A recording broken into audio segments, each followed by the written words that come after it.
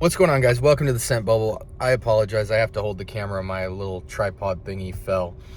I just want to give a couple of quick conceptual thoughts about the L'Homme series from YSL. This is La Nuit de L'Homme. A lot of people hype this fragrance up the most out of the L'Homme line in YSL. You know, you hear talk about YSL myself, YSL Y, and things like that. But when it comes to the L'Homme line specifically, which I think is the most underrated, La Nuit de L'Homme gets the most talk from what I've seen on fragrance channels. And I get it. It's very nice. It's actually extremely close to L'Homme Original. However, I don't think it's the better fragrance. This one certainly is basically L'Homme about 70%. The extra 30% though is where it kind of veers off and it goes a little bit more green, fresh outdoors. Almost kind of like a Christmas carol-y green tree type of vibe where it still has that basil-y sweetness, but it feels a little bit fresher and it takes you a little bit more outdoors. The dry down is very nice. Now, obviously with L'Homme, we're dealing with longevity, but the fragrance is so amazing that you have to get it, right? And you just ramp up the sprays, you're gonna run through the bottle, and that's fine because it's got a lot of star power and charm. The blend is just spectacular. However, I do wanna say this, La Nuit de L'Homme is not better than original L'Homme. I'm gonna tell you why.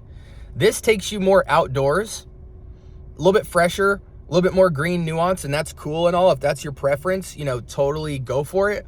But to me, L'Homme sits on a perfect balance between being able to rock it as a date night seductive killer, yet it's still fresh enough to where outdoors it would go just as crazy. It's a little bit more tame, less loud, but I believe that the green and fresh outdoors thing kind of takes it out of the charm date night category and puts it more into just slightly upscale, fresh casual.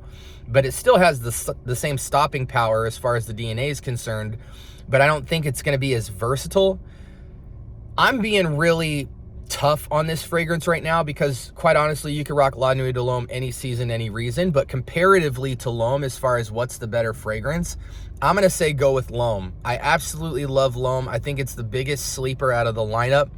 Yeah, we're dealing with some performance issues across the board. It's, you know, it's not a this one's better than that.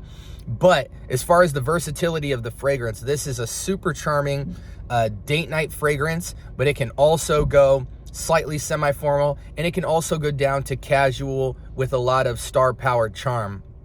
So for me, if you're debating between La Nuit de L'Homme, you probably would have never even put your nose on L'Homme, just because when you see an older original fragrance, you tend to look at what's more relevant and current.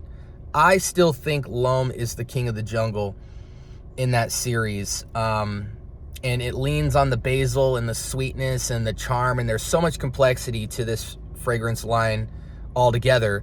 I don't think you can lose getting either or, but my personal call, if you want to know the scent bubble hot take, is going to be to go with original L'Homme every single time. You're probably going to get it a lot cheaper as well because it's been around, but yeah, definitely not hating on La Nuit de L'Homme. I just don't think it's the better fragrance, and that is my final take.